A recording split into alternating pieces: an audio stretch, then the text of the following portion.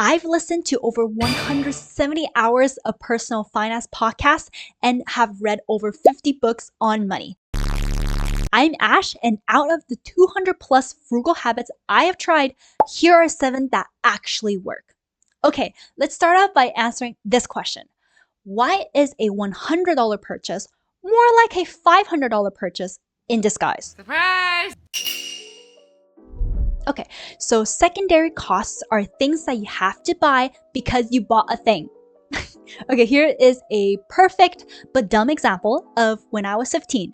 So I was dying to get my hands on these Zoro swords from One Piece because if those 3 sticks don't scream peak badassery, I don't know what does. But then my mom hit me with this.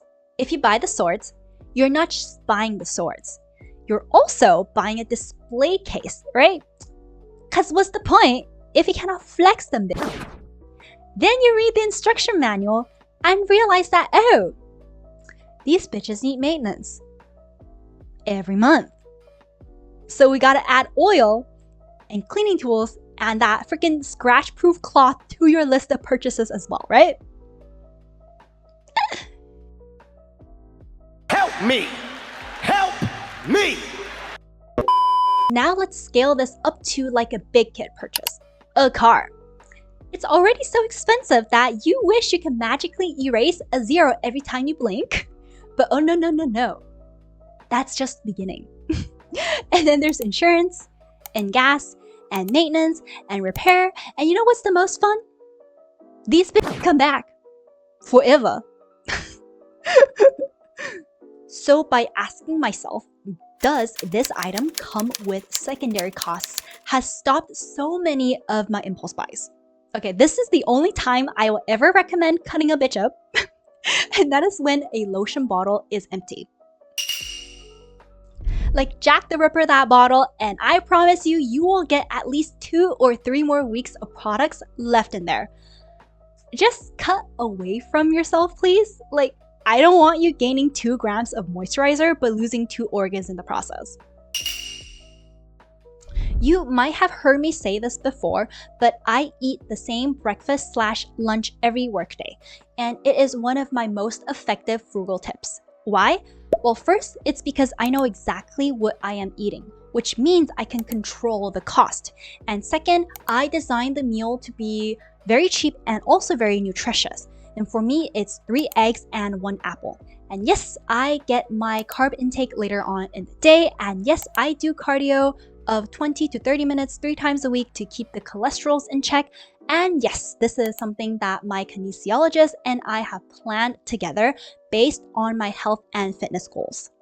And yes, every time I mention food, I want to say that food is super personal, so this is just what is working for me, so please consult a health professional before changing your diet. And if you're stuck on what meal to systematize, breakfast works best for me because I'm always short on time and my brain is already overloaded with work stuff. Other people might pick dinner because decision fatigue by the end of the day is real. Like, you've already made 101 decisions. You've already walked past by that stupidly delicious smelling like pizza place near the SkyTrain station. I'm so proud of you for that, by the way. So your discipline battery is very much cooked. So by having a default meal during this time can save money and also mental energy. You know what else can get expensive if you repeat the same thing for way too long? Staying in expensive cities without travel-friendly frugal habits.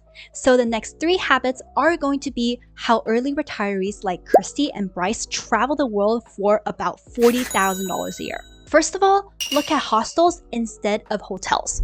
They're usually way cheaper.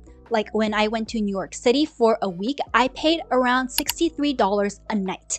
And when I went solo traveling in Japan for a month and a half, these are the 2 hostel prices that I paid in 2 different cities.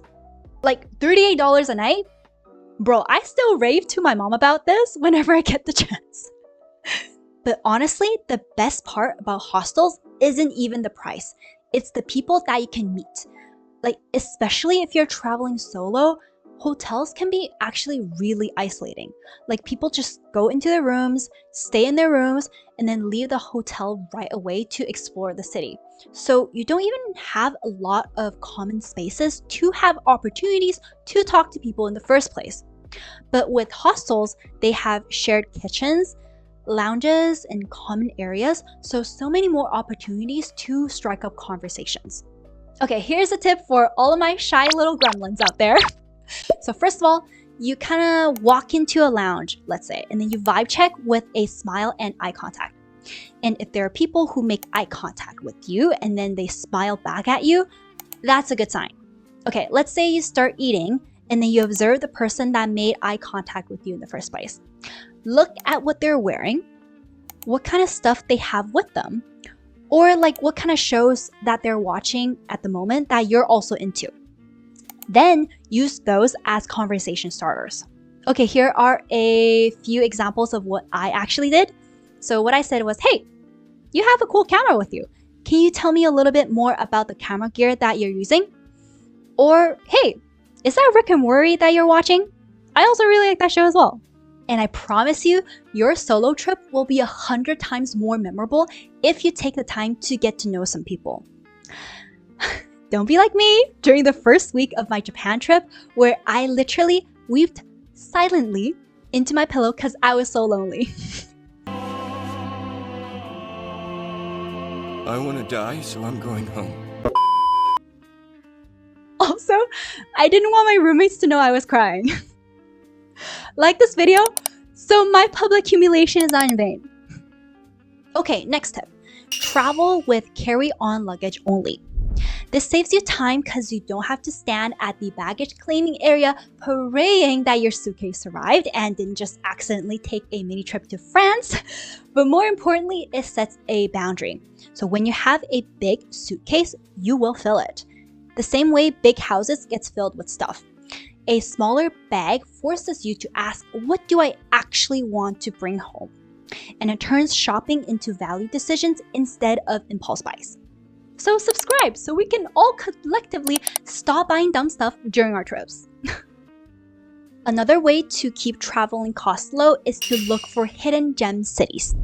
I've already done Tokyo and Kyoto and Osaka with my family in 2018, so this time I intentionally searched for hidden gem cities in Japan. And I chose Fukuoka and Miyazaki, and hallelujah to God's green earth for the fewer crowds and less touristy prices and cheaper food and lodging and activities. Also, side note, if a restaurant has an English menu, it's probably not the most authentic spot. Okay, like honestly, this one, the next tip helped me so much, and it has impacted my life so positively.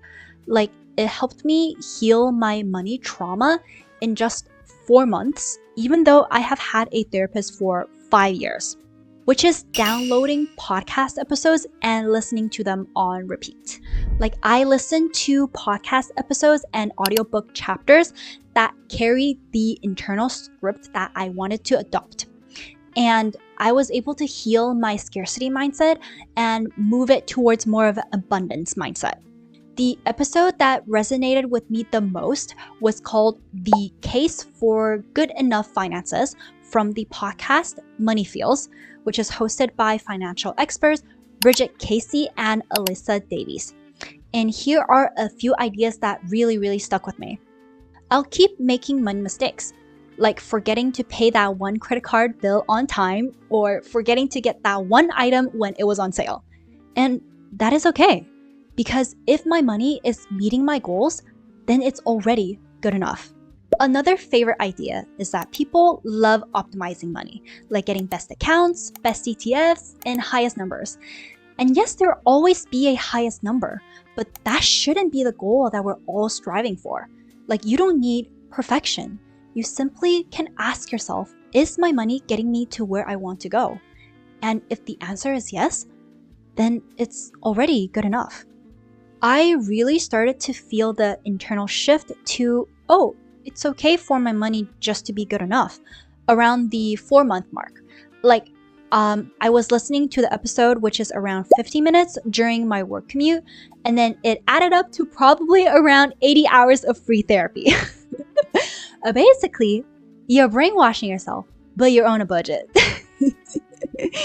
But all jokes aside though, there's also science behind this concept as well. Like for example, with narrative therapy, it is the most effective when the healthy narrative that you want to adapt is being reinforced over and over and over and over again.